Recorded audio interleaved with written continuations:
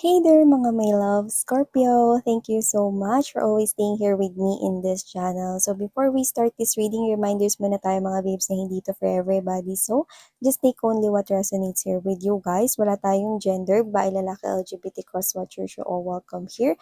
You can flip roles if you want. And of course, this is timeless. No? Syempre mga babes, no, at the end of the day, you still have your free will. Syempre naman, no, of course, malaya kayong gamitin yan. So, let's take a look at kung ano mga magiging kaganapan here for you is Scorpio. So, Spirits and Angel, guys, Archangel Michael, thank you so much. Tell me something about my Scorpio people, please. This is for Scorpio. What the Scorpio needs to know? Scorpio. Scorpio. What the Scorpio needs to know.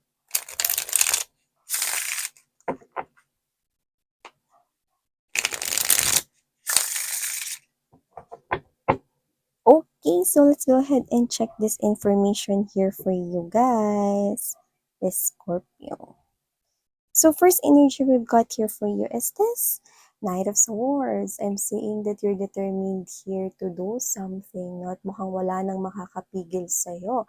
But I'm also picking up another energy right here, no? Na pwede rin ito mga babes, no? Na meron ditong person, no? Na paparating sa'yo rito at mukhang wala nang makakapigil rito. Meron siyang gustong sabihin sa'yo.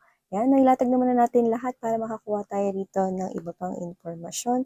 Also have here the King of Cups energy. Yes, sabi ni kaya pala siya nagmamadali sa'yo rito kasi pakiramdam niya mag-e-end na itong sitwasyon na to here with you guys.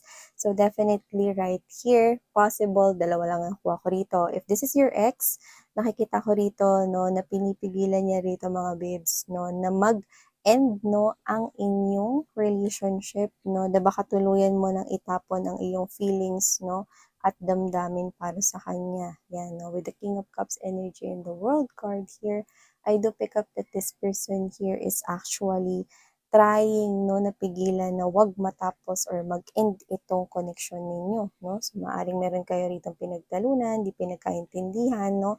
So, nagmamadali siya rito kasi baka tuluyan na kayo ay mag-separate or maghiwalay kung meron man kayo rito, no, na relationship or connection. Yung iba naman, because I'm picking up misunderstanding really here, no, pwedeng yung iba, wala pa kayong relationship pero maaaring meron ditong sitwasyon kung saan parang nag-doubt ka sa feelings and emotions niya rito, no? So parang ayaw mo na siya ritong bigyan ng tsansa, no, na ipursu ka. So pwedeng yun ay bagong connection, no, na parang nagkaroon ng misunderstanding dito, no? So sinusubukan niya rito mga babes na kausapin ka at magpaliwanag sa'yo, no? Gusto niyang magpaliwanag sa'yo. Yan, no? Nasa crossroads ka. Siguro hindi talaga kayo nag-uusap, no? Yan ang nakikita ko rito.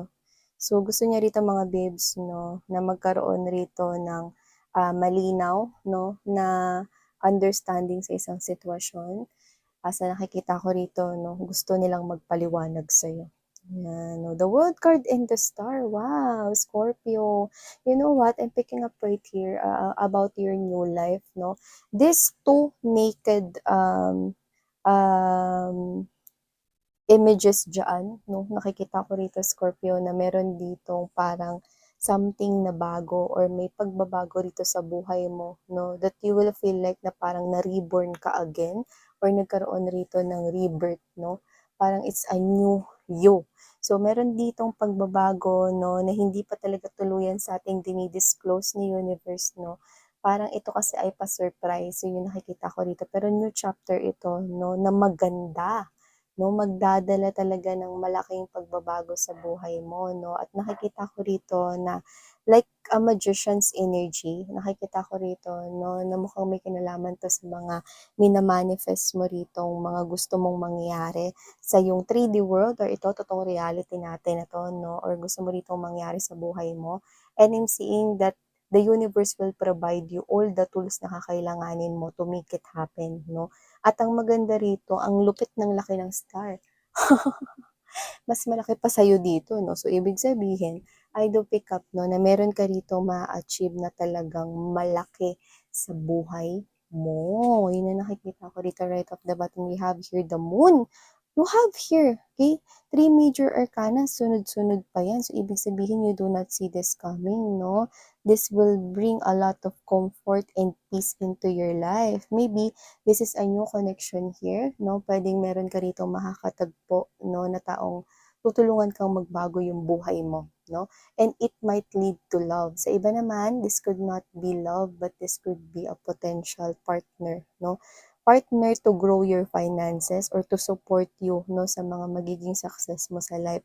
So, pwedeng maging katrabaho mo siya, no, someone that will help you, no, makaka-rely ka sa kanya, no, sa mga usapin ng parang, excuse me, lumunok lang, usapin ng parang pag-improve ng financial mo, Scorpio. Yung nakikita ko rito, no. Yeah, see, we have here this Five of Wands energy and there's this Ace of Swords. And also, we've got right here opportunities, no.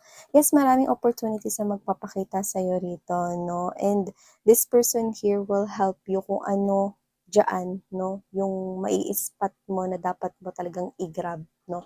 So, maybe this is a business owner here or someone here with authority, yung nakikita ko rito. For others that is looking for love, maaring mauwi ito, no, sa ganyan. Nakakita tayo rito ng mauuwi ito, no, sa isang mas malalim na koneksyon, no? At nakikita ko dito na may mga sitwasyon rito na parang magre-ring yung tenga mo, no, to the point na hindi literal na magre-ring, no, parang makakaramdam ka ng kakaiba, no? Kasi yung support ang ibibigay niya sa'yo, no, nakaka-fall in love talaga, no? But if you're not looking for love and you already have someone here right beside you, then this new person is a potential big support, no? So, pwedeng yan ay marami ng experiences, no, sa larangan ng kaperahan. So, pwedeng business partner. It's a collaboration. Someone na mamimit mo bago, no, na mag improve ng financial mo. Yan. And also, Scorpio, I'm picking up right here, guys, no, na meron ditong opportunity na paparating sa'yo when it comes to money and coins, no, dahil meron ka ritong tinulungan before, no? At kung sino man yung tinulungan mo na yon, no, nakikita kong ibabalik niya yun sa'yo. I'm sensing that this energy here is someone na tinulungan mo dahil sobrang lugmok ng situation niya before.